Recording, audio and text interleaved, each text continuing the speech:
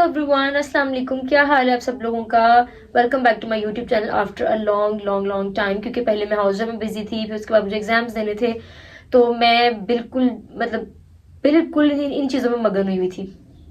अब क्योंकि आप लोगों को पता है मेरा एग्जाम क्लियर हो चुका है, तो उसके बाद मैं ये वीडियो बना रही हूँ सिर्फ आप लोगों को एक गाइडलाइन देने के लिए। क्योंकि मैंने जब से मैं गई हूँ ना इस कंट्री से, मुझे यही था कि जिन चीज़ों का मुझे नहीं पता मैं वो चीज़ें आप लोगों तक पहुंचा सकूं। क्योंकि बहुत सारे ऐसे बच्चे होंगे जिनको मेरी ही तरह कोई गाइडलाइन नहीं मिलती, जो सोच रहे होते हैं कि अब मैं ये चीज़ें कहाँ से देखूं या मुझे कहाँ से पता चलेंगी। और जब आप यूट्यूब सर्च करते हो तो आपको इससे रिलेटेड कुछ भी नहीं मिलता। जो मिलता है वहां पे लोग या तो अपनी पब्लिसिटी कर रहे होते हैं, या फिर अपने कोर्सेज बेच रहे होते हैं, या फिर यू नो कोई रेलिवेंट इन्फॉर्मेशन नहीं मिलती। तो मैं आप लोगों से वो शेयर करूंगी जो मैंने फेस किया है, और जो चीज़ें मुझे मुश्किल लग रही थी, क्योंकि मेरा बैकग्राउंड मेडिकल नहीं है, इसलिए बहुत सारी चीज़ें होती हैं जो हम लोगों को, जो फ्रेश स्टूडेंट्स को, फ्रेश ग्रेजुएट्स को फेस करनी पड़ती है। तो मैं आप लोगों के साथ वो शेयर करूंगी। अब मजीद वक्त ज़ाया किए बगैर हम लोग शुरू करते हैं, ठीक है। मैंने आप लोगों के लिए बहुत सारा ना एक वो नोट्स बना लिए थे कि मुझे आपको क्या क्या बताना है, कुछ रह ना जाए, कुछ भूल ना जाए। कि अगर तो आप लोगों का बैकग्राउंड नॉलेज अच्छा है, आप लोग पहले से प्रिपरेशन कर रहे हो, तो आप लोग चाहो तो एग्जाम दे सकते हो। पहले लोग पूछते हैं कि हाउस जॉब से पहले एग्जाम देना चाहिए या हाउस जॉब के बाद एग्जाम देना चाहिए। मैंने हाउस जॉब के बाद एग्जाम दिए। हाउस जॉब के दरमियान में एग्जाम देना बहुत मुश्किल है। आप लोग प्रॉपर तरीके से प्रिपरेशन भी नहीं कर सकते, क्योंकि इतने हेक्टिक ड्यूटी आवर्स होते हैं।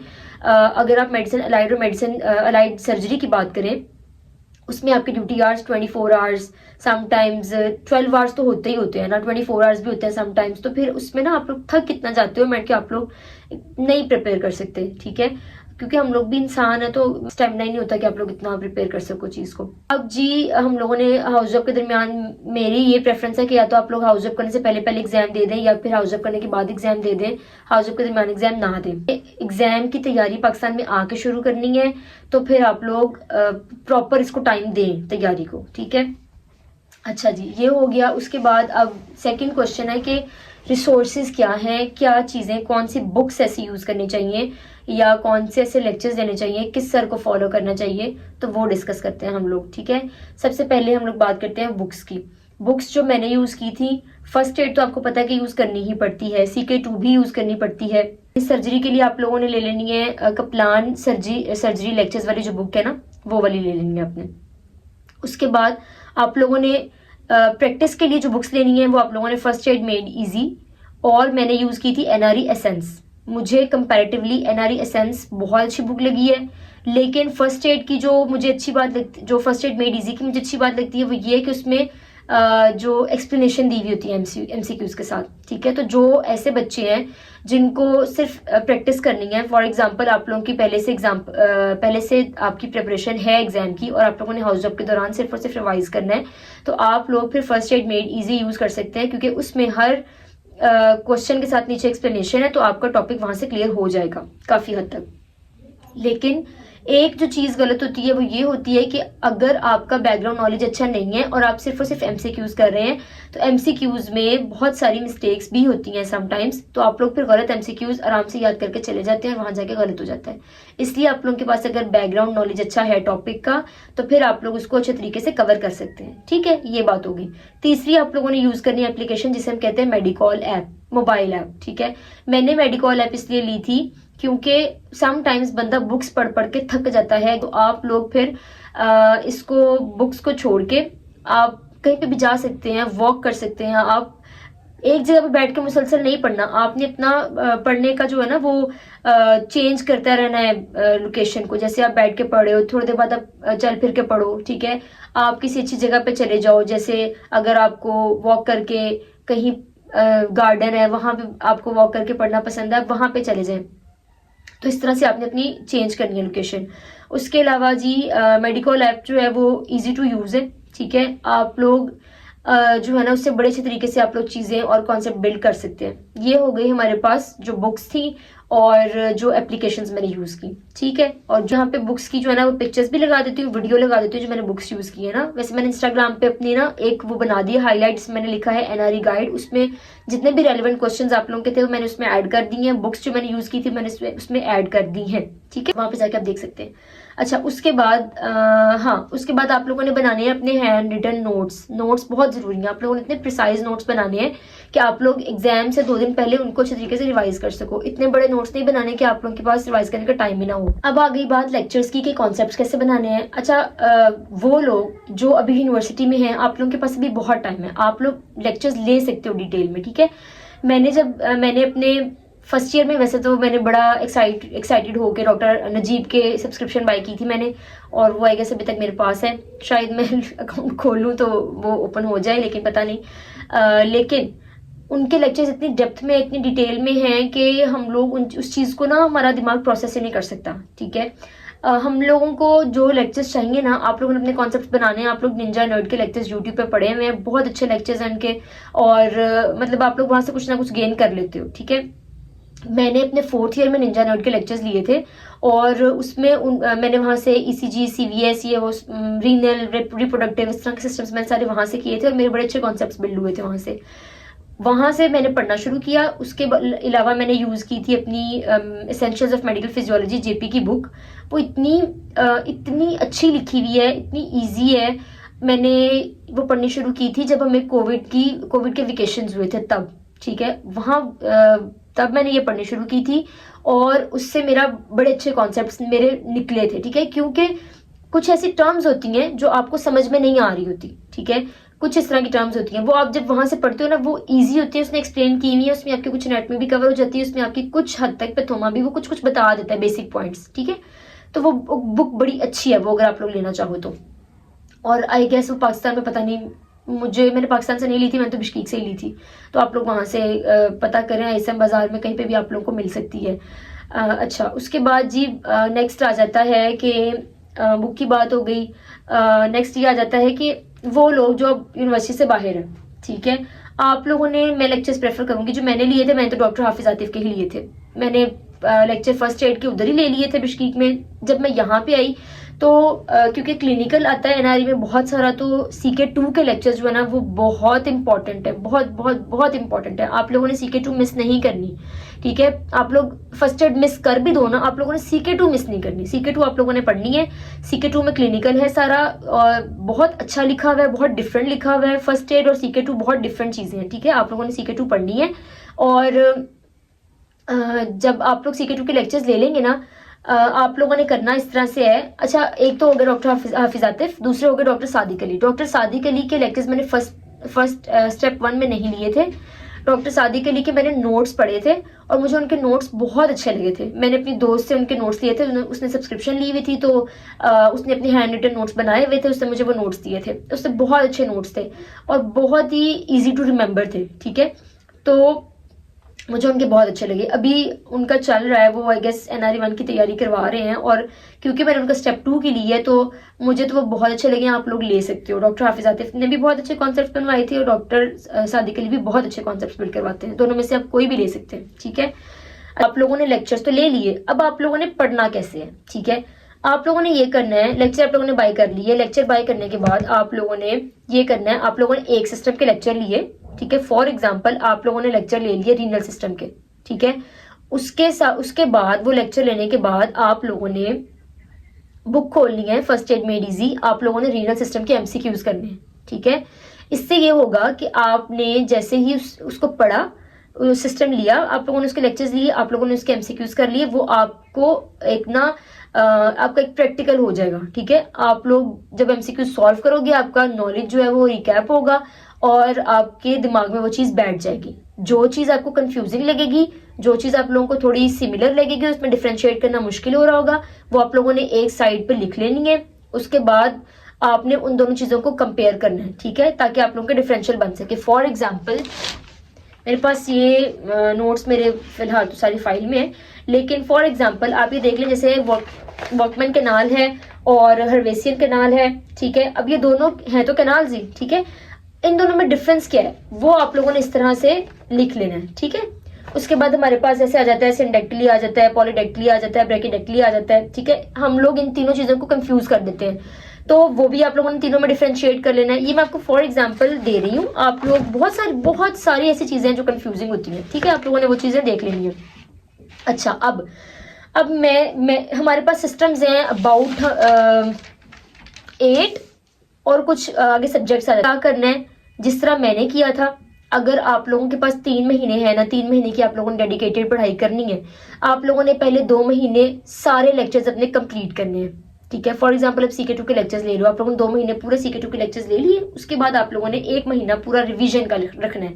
लेक्चर्स लेने के बाद अपने पूरा महीना जो है ना, उसमें लेक्चर्स आप लोगों ने नहीं लेने, उसमें अपने सिर्फ प्रैक्टिस करनी है। हम आते हैं आखिरी 1 महीने पे, जिसमें हमने करनी है रिविजन। देखिए आप लोगों ने कोशिश करना है जो सिस्टम आप लोगों ने पढ़ा है ना, दूसरा सिस्टम जो उससे रेलिवेंट है या जिसमें उस तरह की चीजें आ सकती हैं, आपने वो दोनों सिस्टम मिला के पढ़ने हैं। फॉर एग्जाम्पल आप लोगों ने रीनल के लेक्चर्स लिए, आप लोगों ने रीनल के साथ एंडो कर लेना है, ठीक है। वो दोनों थोड़े बहुत सिमिलैरिटीज उनमें हैं, आपके दोनों सिस्टम्स अच्छे तरीके से क्लियर हो जाएंगे। इन दोनों में आपको जहां जहां कंफ्यूजन होगी वो अपने पॉइंट सेपरेट कर लेने हैं और फिर आप लोगों ने उनको देख लेना है, ठीक है। अच्छा, अब जो हमारे पास उसके बाद आ जाता है हमारे पास CVS और रेस्पिरेटरी। CVS और रेस्पिरेटरी भी आप लोगों ने पहले CVS कर लेना है, फिर रेस्पिरेटरी कर लेना है, ठीक है।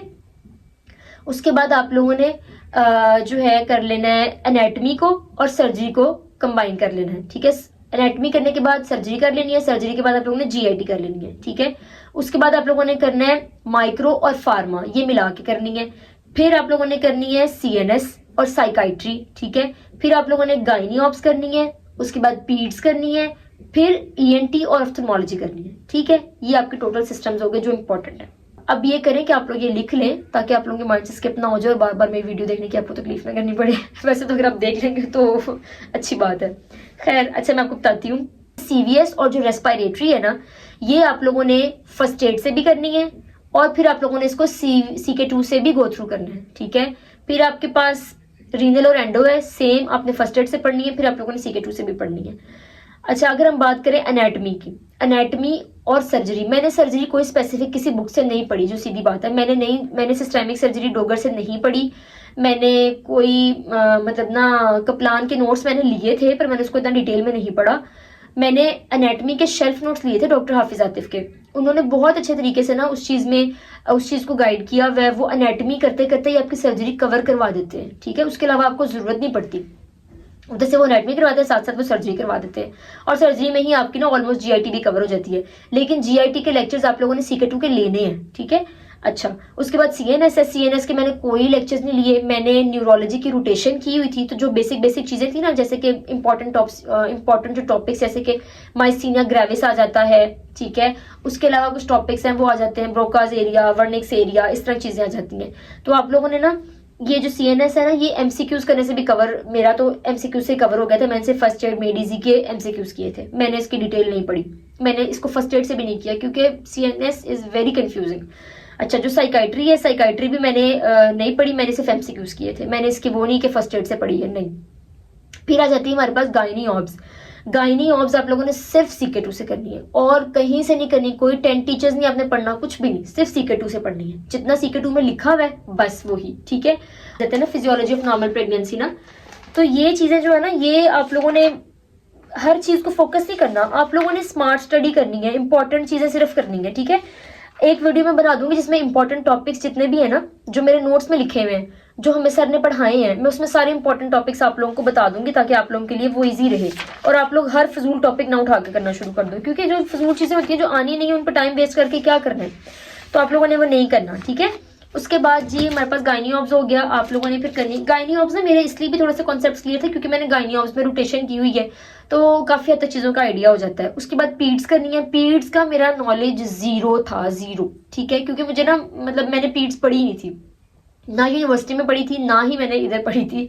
तो मैंने पीड्स जो है ना, वो पीड्स के मैंने लेक्चर्स, डिटेल लेक्चर्स CK2 के डॉक्टर हाफिज आतिफ के लिए थे और उसके बाद मैंने पीड्स पढ़ी थी CK2 से, तो मेरी पीड्स बहुत अच्छी हो गई थी, बहुत अच्छी, आई गेस गायनी ऑफ से ज्यादा अच्छी मेरी पीड्स हो गई थी। उसके बाद आ गई ENT और ऑफ्थल्मोलॉजी। ऑफ्थल्मोलॉजी के मैंने कोई लेक्चर नहीं लिए, ऑफ्थल्मोलॉजी के मैंने सिर्फ MCQs किए थे, ठीक है। हाँ, मैंने जो है ना ENT के मैंने लेक्चर्स लिए थे, डॉक्टर हाफिज आतिफ के लिए थे और उन्होंने ENT बहुत अच्छी पढ़ाई हुई है, ठीक है। ये हो गया जी मेरे, आप लोगों ने सिस्टम्स कैसे पढ़ने हैं और आप लोगों ने कहाँ से कौन कौन से सिस्टम पढ़ लेना है, ठीक है। अब मैं आपको बताती हूँ कि आप लोगों ने 1 मंथ में कैसे अपना सिलेबस कवर करना है। देखें, जिस तरह मैंने आपको बताया है, ठीक है, कि आप लोगों ने 2 सिस्टम्स कंबाइन करके पढ़ने हैं, ये तो आपने लेक्चर ले लिए सारे सिस्टम वाइज, सीवीएस ले लिया, फिर रेस्पिरेटरी ले लिया, एंडो ले लिया, फिर उसके बाद रीनल ले लिया, इस तरह से, ठीक है। अब आप लोगों ने जब पढ़ना है ना, फॉर एग्जाम्पल आपके पास है 1 मंथ पूरा, 30 दिन है आप लोगों के पास। अगर आप लोग कंबाइन कर करके पढ़ो दो सिस्टम्स को, ठीक है, तो आप लोगों की बनती है 10, ठीक है। जैसे कि अगर आप सीवीएस और रेस्पिरेटरी एक साथ पढ़ रहे हो, ठीक है, आप लोग रीनल और एंडो एक साथ पढ़ रहे हो, ठीक है, तो 10 बने तो आप लोगों ने 20 दिन में ना, अगर आप लोग 2-2 दिन भी दो ना इन चीजों को, तो आपके 20 दिन में ये 10 चीजें पूरी हो जाती हैं, ठीक है। उसके बाद रह गए पीछे 10 दिन। 10 दिन में आप लोगों ने एक एक दिन दोनों सिस्टम्स को रिवाइज करना है, ठीक है। अब मैंने यहाँ पे लिखी हुई है, वैसे तो मैं आपको अगर दिखा देती हूँ यहाँ से किस तरह मैंने लिखी हुई है। मैंने ये बहुत रफ सा लिखा था सिर्फ आप लोगों को दिखाने के लिए। आप लोग देखें कि ये जैसे मैंने ये लिखा हुआ है ना, आप लोग अगर 10 हमारे पास हैं फॉर एग्जांपल 20 दिन है, 20 दिन में हम लोग 2 दिन देते हैं सीवीएस और रेस्पिरेटरी को, 2 दिन हम लोग देते हैं रीनल और एंडो को। उन 2 दिनों में हम लोगों ने एक दिन सीवीएस रिवाइज कर लेना है, एक दिन रेस्पिरेटरी रिवाइज कर लेना है। फिर अगले 2 दिन में हम लोगों ने एक दिन रीनल रिवाइज कर लेना है, एक दिन एंडो रिवाइज कर लेना है। नेक्स्ट 2 दिन में हम लोगों ने एनाटॉमी सर्जरी रिवाइज कर ली, ठीक है, साथ जीआईटी अपने आप ही हो जाती है। फिर नेक्स्ट 2 दिन में माइक्रोफार्मा रिवाइज कर ली, नेक्स्ट 2 दिन में सीएनएस रिवाइज कर लिया, साइकाइट्री रिवाइज कर लिया, नेक्स्ट 2 दिन में गायनियोम्स रिवाइज होगी, नेक्स्ट 2 दिन में पीड्स रिवाइज होगी, नेक्स्ट फिर ईएनटी और ऑफ्थल्मोलॉजी, ठीक है। इसमें होता ही है कि देखिए, आप जिस तरह मैंने आपको बताया है ना, किस तरह से आप लोगों ने रिवाइज करना है। जरूरी नहीं है कि आप 2-2 दिन ही हर चीज पे लगाओ। समटाइम्स आपकी इतनी अच्छी प्रिपरेशन हो चुकी होती है लेक्चर से कि आप एक दिन में भी दोनों चीजें रिवाइज कर सकते हो। फॉर एग्जांपल ईएनटी ऑफ्थल्मोलॉजी आप एक दिन में कर सकते हो, ठीक है, तो वो एक दिन आपके पास बच गया। अगर सीवीएस और रेस्पिरेटरी क्योंकि लंबे हैं तो ये 3 दिन भी ले सकते हैं, तो कोई बात नहीं, आप उसको 3 दिन दे दें, आप नेक्स्ट पे चले जाएं। फिर अगर रीनल और एंडो आपका एक दिन ज्यादा ले रहा है, कोई बात नहीं, वो भी लेंथी सिस्टम्स है, आप उनको एक दिन दे दें, ठीक है। इस तरह करके आपका जो है ना वो हो जाता है। और उसके बाद सर्जरी है, सर्जरी को और मेडिसिन को आपने थोड़ा सा टाइम ज्यादा देना है, ठीक है। 3-3 दिन आप लगा ले इनके। अगर आप 3-3 दिन भी दे रहे हैं ना इन मेजर सिस्टम्स को, तब भी आपका 1 महीने में बहुत अच्छा कवर हो जाता है, ठीक है। अच्छा, 20 दिन ये चले गए। उसके बाद जी आपका रह गए 10 दिन। 10 दिन में ये 10 चीजें, अगर आप रोज की एक चीज भी करें तो आपके आखिरी 10 दिनों में आपका पूरा सिलेबस रिवाइज हो जाता है, ठीक है। मैंने अपना शेड्यूल बनाया हुआ था पूरा, लेकिन मुझे आइडिया नहीं था कि मुझे आप लोगों के साथ शेयर करने की जरूरत पड़ेगी, वरना मैं आप लोगों के साथ जरूर शेयर करती। और पास्ट पेपर्स, अब मैं आपको बताती हूँ पास्ट पेपर्स कैसे करने हैं। आप लोगों ने ना अपनी रूटीन बनानी है। जो लास्ट 1 मंथ है ना, उसमें आप लोगों ने जी, मेरे पास जो एनआरई एसेंस है उसमें पॉइंट्स हैं, ठीक है। आप लोग फर्स्ट पेज देखोगे ना, उस पे हेडिंग दी हुई है, कौन सी हेडिंग है, systemic points, systemic high yield points, ठीक है। आप लोगों ने करने हैं वो सिस्टम वाइज। आप लोगों ने एक सिस्टम के लेक्चर लिए, उसके आप लोगों ने एमसीक्यूज करने हैं फर्स्ट एड में डीजी से, और आप लोगों ने एनआरई एसेंस से उसके हाई यील्ड सिस्टेमिक पॉइंट्स में से सिस्टम जो आप लोगों ने किया है उसके पॉइंट्स पढ़ लेने हैं, ठीक है। ये आप लोगों ने कर लेना है। अच्छा, उसमें पता क्या करना है, चाहे आपकी तैयारी है चाहे नहीं है, आप लोगों ने रोज का एक मॉक सॉल्व करना है। एक मॉक जो आप लोगों ने सॉल्व करना है वो आप लोगों ने कोशिश करनी है आप लोग मेडिकल से सॉल्व कर लें, ठीक है। या आप लोग जो है ना, मेडिकल से पता क्या होता है, मेडिकल से ये होता है कि आपकी ना टाइम मैनेजमेंट अच्छी हो रही होती है। आपको पता होता है मैंने इतनी देर में इतने एमसीक्यूज करने हैं, उससे फिर आपके जब आपका एक्चुअल एग्जाम होगा ना, तो आप उतने ही टाइम में मैनेज कर सकते हो अपने एमसीक्यूज, ठीक है। तो इस तरह से आपकी तैयारी हो जाएगी। जो आखिरी 10 दिन रह गए उसमें हम लोगों ने जो एनआरई सेंस है ना, उसमें 2000 कॉमनली आस्क्ड पॉइंट्स हैं, कोशिश करेंगे वो कर लें। नहीं होते तो कोई बात नहीं, उसको छोड़ दें, क्योंकि मैंने कोशिश की थी, मुझसे पूरे 2000 तो नहीं हुए, मुझसे आई गेस 1000 हुए थे, और वो भी ठीक थे, क्योंकि मैंने इतना इसको कर लिया था ना कि मेरी पहले रिविजन हो चुकी हुई थी। अच्छा, उसके बाद आप लोगों ने वही बात जो मैंने आपको पहले भी बताई है, कंफ्यूजिंग पॉइंट्स को, सिमिलर पॉइंट्स को साइड पे लिखना है, उसके बाद उनको कंपेयर करना है, उनमें से डिफरेंस निकाल लेना है, क्या डिफरेंट है, ताकि आप लोगों की वो कंफ्यूजन क्लियर हो। अगर कंफ्यूजन क्लियर नहीं होगी, आप एग्जाम में उस चीज को गलत कर दोगे, ठीक है। इसके बाद अब आ जाते हैं हम मोटिवेशन पे क्योंकि आप लोगों को एग्जाम के साथ मोटिवेशन की बहुत ज्यादा जरूरत है। देखें, अगर आप एफएमजीज भी हैं तो इसमें आपके लिए परेशानी वाली कोई बात नहीं है। जब आपका पीएमडीसी हो जाएगा, आप इक्विवेलेंट हैं पाकिस्तानी डॉक्टर्स के। आप लोगों ने अपना कॉन्फिडेंस लो नहीं होने देना किसी भी जगह पे, दुनिया में किसी भी जगह पे, ठीक है। आप लोगों ने मेहनत की है, आप लोगों ने अपना पैसा लगाया है, ठीक है, आप लोगों ने स्ट्रगल की है, सब कुछ किया है ना, तो फिर परेशानी किस बात की। ये एक एग्जाम है, आप लोग सारी जिंदगी देते आ रहे हैं। अगर आप लोगों को अल्लाह ताला ने इस मोड़ तक पहुंचाया है ना, तो अल्लाह ताला ने आप लोगों के लिए कुछ बहुत बेहतरीन है, ठीक है। इसलिए आप लोगों ने इस चीज की बिल्कुल एग्जाम होगा नहीं होगा, एग्जाम बहुत मुश्किल है, हमारे जैसे इंसान ही बैठे होते हैं, वो हमसे कोई बहुत ऊपर नहीं होते, उतना ही आता है उनको जितना हमें आता होता है, या अगर बहुत ज्यादा आता भी है तो उनको उनके लेवल के अकॉर्डिंग आता है, हमें भी हमारे लेवल के अकॉर्डिंग आता है।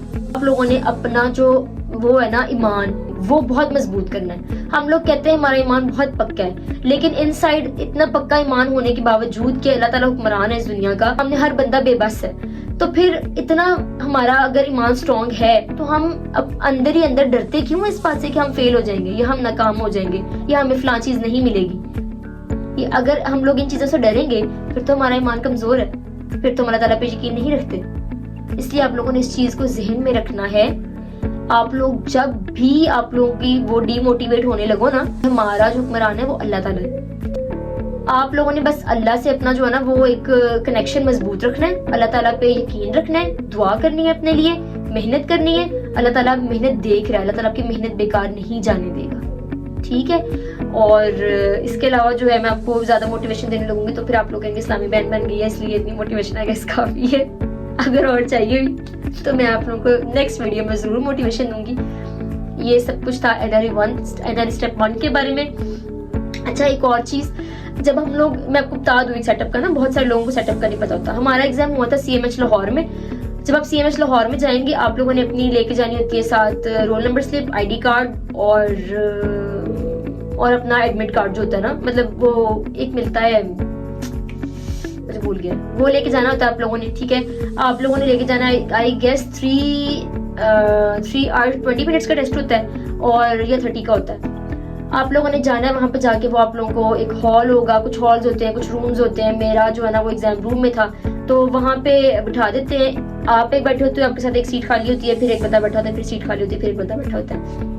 आप लोगों के हॉल में 2 या 3 एग्जामिनर्स होंगे। और मेरी बात सुने, ये बच्चों वाला एग्जाम देंगे, इसमें कोई आप लोगों ने ये नहीं सोच के जाना आप लोग किसी से पूछ लेंगे, आपने ये नहीं सोचना आपको कोई करवा देगा या आप किसी को करवा देंगे, नॉट पॉसिबल। पता है, ये इस चीज में आके ना आपका अपना एग्जाम भी रह जाता है। मेरा जब एग्जाम हुआ था ना तो लास्ट 5 मिनट्स में आई वाज लिटरली शिवरिंग। जिंदगी में पहली दफा हुआ था कि मैं एग्जाम देते हुए कांप रही थी और मेरी हार्ट बीट एकदम से इतनी ज्यादा तेज हो गई थी, इतनी ज्यादा तेज कि मुझे लग रहा था मेरा दिल फट के बाहर आ जाएगा। और एग्जामिनर मेरे सर पे खड़ा था और मैं इन चक्करों में थी कि एग्जाम हो रहा है तो मैं ना जो एमसीक्यू मुझे नहीं आ रहे मैं वो एंड पे कर लूंगी। ये गलती नहीं करनी आपने। जो एमसीक्यू आपको आ रहा है सबसे पहले वो करें। जो आपको देखते ही पता चल गया है ना कि इस एमसीक्यू के क्या आंसर है वो लगा दें, ठीक है। लेकिन थोड़ा टाइम अपना मैनेज करना है आप लोगों ने। उसके बाद आप लोगों ने वो एमसीक्यूज देख लेना जो आपको थोड़ा डाउट था और आप लोगों को फिर भी पता है कि ये इसका ये आंसर है, वो कर लेने हैं, ठीक है। एंड पे आपने वो छोड़ना जिनका बिल्कुल भी नहीं पता, लेकिन उनको भी आप लोगों ने ना निशान लगा लेना ताकि एंड टाइम पे अगर टाइम खत्म हो गया है तो आप लोग उसको फटाफट मैनेज कर सके, ठीक है। तो मैंने इसी तरह से किया था। मेरे एंड पे आई गेस 20 to 30 एमसीक्यूज बाकी थे और एग्जामिनर मेरे सर पे खड़ा हुआ था और उसके साथ एक फीमेल एग्जामिनर थी जो कि बहुत ही मतलब उसने एंड पे आके बहुत तंग करना शुरू कर दिया था। तो मैं उसे लिटरली कह रही थी sir please 2 minute, sir please 2 minute, sir please 2 minute. साथ में कांप रही थी, मेरे हाथ कांप रहे थे, मुझसे एमसीक्यू सर्कल भी नहीं हो रहे थे। तो मैंने खैर जल्दी जल्दी में जो लिटरली ब्लाइंडली मैंने मार्क की है, ब्लाइंडली। आखिरी 10 एमसीक्यूज तो मैंने ये भी नहीं देखा कि इसका आंसर क्या हो सकता है। मैंने जो मेरे दिल में आना मैं सर्कल करती गई और एट द एंड में एक लंबा सांस लेके उठ के बाहर आ गई। और फिर उसके बाद जब मेरा रिजल्ट था तो मैं घर पे भी नहीं थी, मैं रास्ते में थी, I was going out of town और मुझे पता चला कि मेरा एग्जाम का रिजल्ट आ चुका है और मेरे साथ कोई भी नहीं था मेरा घर वाला, मैं अकेली थी सफर कर रही। तो मैं बस ना दुरूद शरीफ पढ़ रही थी और मैं अपना एग्जाम अपना रिजल्ट मुझसे खोला भी नहीं जा रहा था कि मैं इसको खोलूं भी कैसे। तो खैर मैंने बहुत सारा दुरूद शरीफ पढ़ा, दुरूद तंजीना जो मेरा बहुत फेवरेट है वो मैंने पढ़ा, ठीक है। वो पढ़ने के बाद मैंने एग्जाम खोला और मैं शुक्र अल्हम्दुलिल्लाह पास थी। और मैंने मम्मा को फोन किया, मैंने रिजल्ट खोलने से पहले मम्मा को बताया मम्मा मेरा रिजल्ट आ गया। तो मम्मा मुझे कह रही है खोलो, मैं कह रही मैंने नहीं खोला। मम्मा मुझे कह रही खोलो, मैंने कहा मैंने नहीं खोलना। मेरी बहन मुझे कह रही मुझे रोल नंबर दो, मैं खोलती हूँ। मैंने कहा नहीं मैं खुद खोलूंगी। खैर मैंने खोल लिया। हर चीज का स्ट्रेस होता है आपको, नाकामी का बहुत डर होता है आपको, लेकिन अगर आप अल्लाह ताला पे यकीन रखते हैं ना तो आपके ये सारे डर खत्म हो जाने हैं। यकीन करें इतना सुकून आ जाता है ना इंसान की जिंदगी में कि मेरी जिंदगी में कुछ गलत हो ही नहीं सकता। देखें, अगर हम बगैर सोचे समझे किसी अननोन पर्सन की गाड़ी में सफर कर सकते हैं, ठीक है, हम लोग इन ड्राइव करवा के चले जाते हैं, तो हमारी जिंदगी का सफर और हमारी जिंदगी की गाड़ी तो अल्लाह ताला चला रहे हैं, वो कैसे गलत कर सकते हैं। और फिर अगर हम लोगों को अपनी माँ पे इतना यकीन है कि हमारी माँ हमारे लिए जिंदगी में कभी कुछ गलत नहीं कर सकती, तो वो तो 70 माँ से ज्यादा प्यार करने वाला है, वो क्या हमारी जिंदगी में कभी कुछ गलत होने देगा? कभी भी नहीं। अगर आपका एग्जाम पास नहीं भी होता ना, तो वो भी आपके लिए उसमें कुछ बेहतरी है जो आपको नहीं पता, इसलिए परेशान नहीं होना। आज की वीडियो बहुत लंबी हो गई है, पता नहीं आप लोगों ने देखनी कैसे है। खैर इंशाल्लाह नेक्स्ट वीडियो में बनाऊंगी एनआरई स्टेप 2 के बारे में, उसमें मेरा क्या एक्सपीरियंस था, किस तरह का सेटअप था, सब कुछ बताऊंगी। और अगर कोई क्वेश्चंस हो, कोई क्यूरीज हो, जरूर मुझे इनबॉक्स कर दीजिएगा या फिर मुझे कमेंट्स कर दीजिएगा। मैं आप लोगों के साथ जरूर जहाँ तक मैं हेल्प कर सकी मैं जरूर करूँगी। Thank you so much for watching the video.